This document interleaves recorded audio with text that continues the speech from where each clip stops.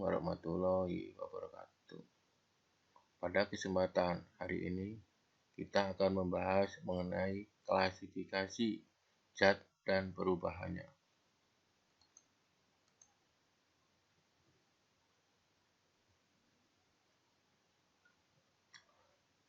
Setelah selesai materi ini, peserta didik diharapkan dapat 1.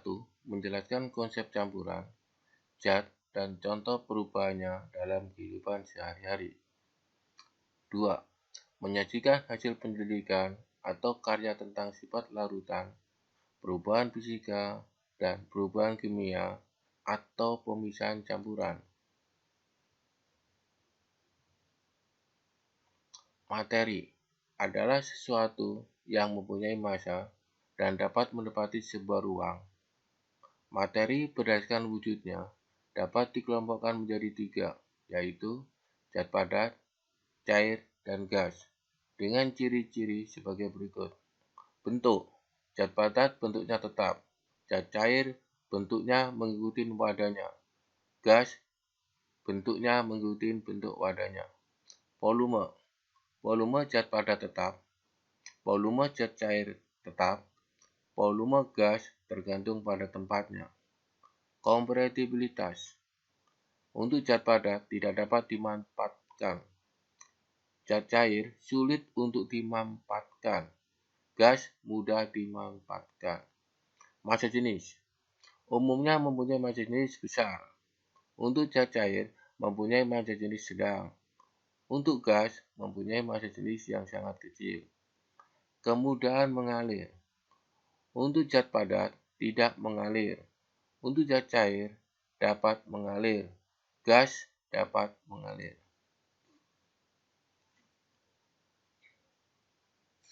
Unsur merupakan suatu zat tunggal yang tidak dapat diubah lagi menjadi zat yang lebih sederhana dengan cara kimia biasa. Bagian terkecil dari unsur adalah atom. Cara pemberian lambang unsur berdasarkan Berzelius adalah sebagai berikut. 1. Setiap unsur dilambangkan dengan satu huruf, yaitu huruf awal dari nama latinnya. 2. Huruf awal ditulis dengan huruf kapital atau huruf besar. 3. Bagi unsur yang memiliki huruf awal sama, ditambahkan atau diberikan satu huruf kecil dari nama unsur tersebut.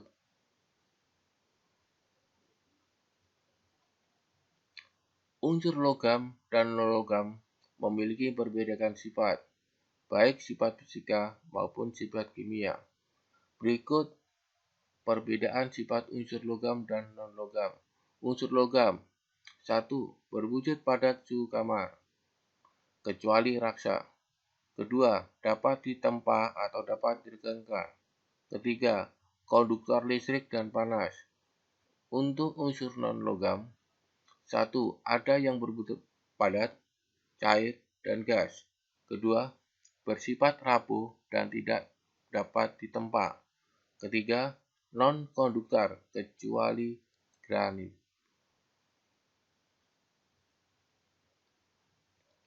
Unsur logam dan logam serta kegunaannya. Nama unsur natrium dengan simbol Na.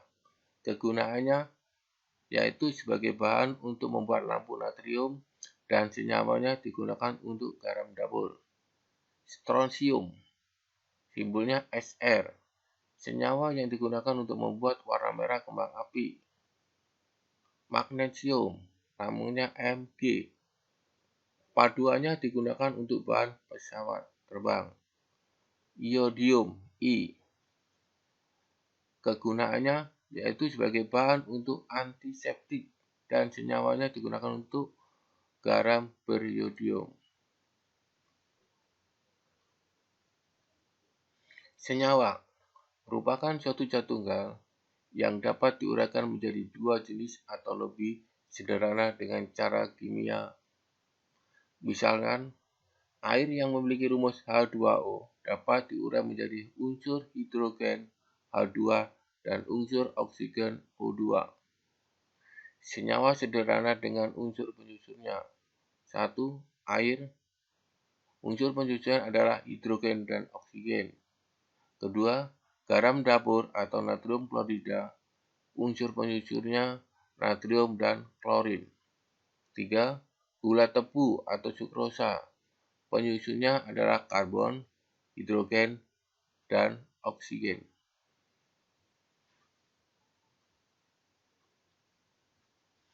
Campuran adalah suatu materi yang terdiri atas dua zat atau lebih dan masih mempunyai sifat zat asalnya. Campuran terdiri atas campuran homogen, campuran heterogen. Perhatikan gambar campuran air dan gula, yaitu campuran homogen, serta air dan pasir yang merupakan campuran heterogen.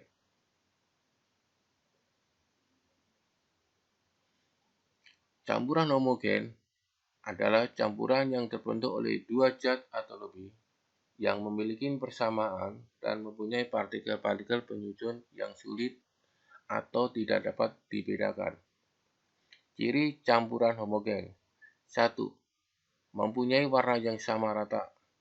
2. Pemisahan campuran tidak bisa dilakukan dengan proses mekanis, namun bisa dilakukan dengan proses yang lebih sulit. 3. Mempunyai partikel yang tidak bisa dibedakan antara masing-masing penyusunnya. 4. Mempunyai persamaan rasa. 5. Zat-zat yang tercampur mempunyai perbandingan yang sama. 6. Mempunyai tingkat konsentrasi sama. 7. Bisa berubah zat padat, gas, atau cairan. Campuran heterogen adalah campuran yang terbentuk oleh suatu zat atau lebih yang mempunyai partikel penyusun yang berbeda, sehingga batasnya masih jelas dan bisa dibedakan. Ciri-ciri campuran heterogen. Mempunyai warna yang tidak sama, sehingga tidak bisa didegradasi. 2.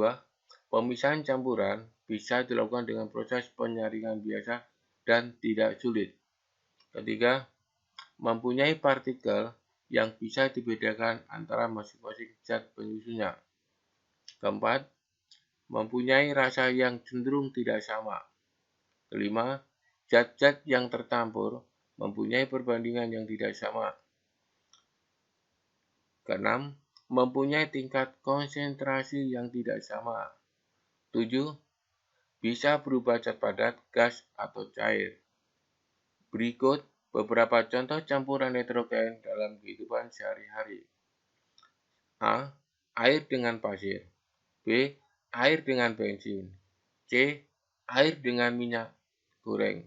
D. Air dengan tanah. E. Air dengan minyak tanah. F. Air dengan oli.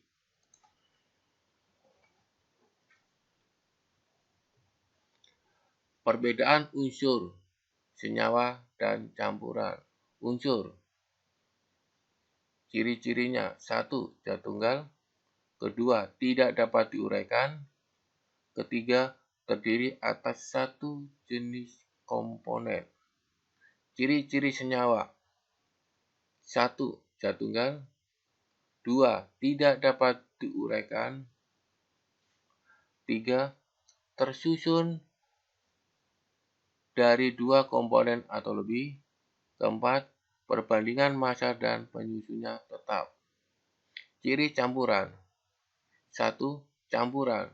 2. Dapat diuraikan. 3. Tersusun dari dua komponen atau lebih. 4. Perbandingan tidak tepat.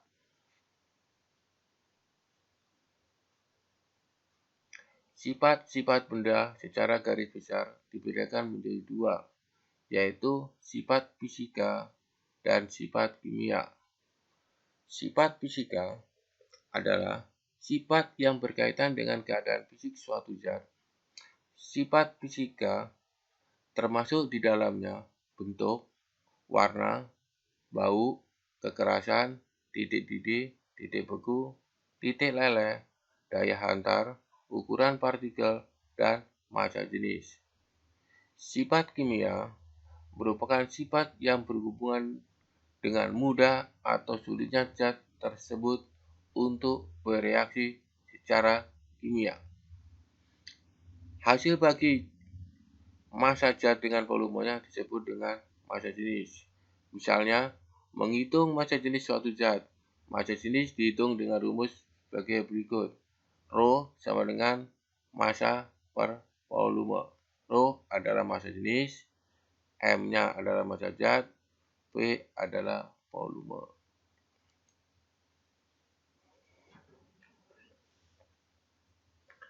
Perubahan zat yang tidak dapat disertai dengan terbentuknya zat yang baru disebut perubahan fisika.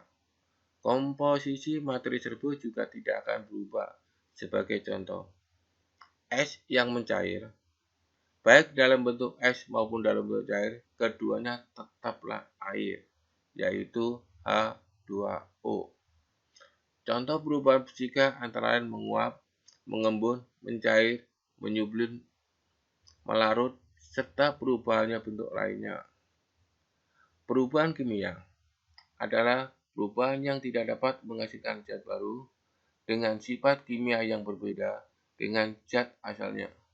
Zat baru yang terbentuk dalam perubahan kimia tersebut akibat adanya perubahan komposisi materi.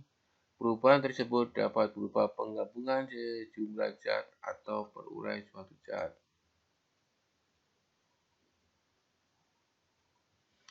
Berlangsungnya perubahan kimia dapat diketahui dengan ciri-ciri sebagai berikut. Terbentuknya gas, terbentuknya endapan, terjadinya perubahan warna, terjadinya perubahan suhu. Perbedaan perubahan fisika dan perubahan kimia. Perubahan fisika. Pertama, tidak terbentuk zat baru. Kedua, komposisi materi tidak berubah. Ketiga, tidak menjadi berubah warna, bau, rasa, dan tidak terbentuk endapan. Perubahan kimia. Yang pertama, terbentuknya zat baru. Kedua, komposisi materi sebelum dan sesudah reaksi mengalami perubahan. Ketiga, ditandai dengan terbentuknya gas, endapan, perubahan suhu, perubahan warna, perubahan bau, dan perubahan rasa. Manfaat perubahan materi. Perubahan fisika berperan penting dalam industri obat-obatan atau farmasi, yaitu dalam proses ekstraksi zat-zat yang terkandung dalam bahan alami. Zat aktif ini berguna untuk bahan baku obat. Senyawa yang terkandung dalam dedaunan atau akar-akaran dikeluarkan menggunakan pelarut tertentu dalam alat khusus. Mencetak kopi dengan air panas merupakan ekstraksi kafein dari kopi yang larut di dalam air. Kafein bersifat larut dalam air panas. Beberapa contoh penggunaan perubahan fisika antara lain sebagai berikut. Industri es batu, yaitu air yang berwujud cair berubah menjadi es yang berwujud padat. Industri suhu dalam kaleng, yaitu wujud susu yang cair diubah menjadi susu yang berubah serbuk.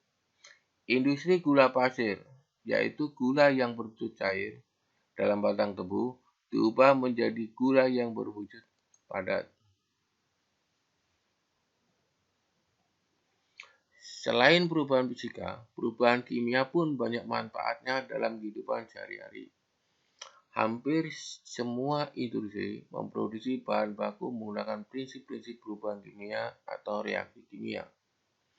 Dalam industri plastik, zat-zat organik yang bersumber dari gas alam dan minyak bumi diubah melalui reaksi dan proses kimia menjadi listrik. Misalnya polietilen, lambangnya PE, polipropilin, dan polivinilklorida. Beberapa contoh pemanfaatan perubahan kimia dalam kehidupan sehari-hari adalah sebagai berikut. Industri minyak bumi, yaitu pada penjulingan minyak bumi yang menghasilkan minyak gas, bensin, solar, lilin, aspal, dan sebagainya. Minyak gas yang dibakar dapat digunakan untuk memasak. Yang kedua, industri sabun, yaitu minyak kelapa yang ditambahkan dengan larutan soda api berubah menjadi sabun yang berguna untuk kehidupan sehari-hari. Industri cat, yaitu hasil perubahan kimia suatu zat yang mempunyai warna. Terima kasih. Wassalamualaikum warahmatullahi wabarakatuh.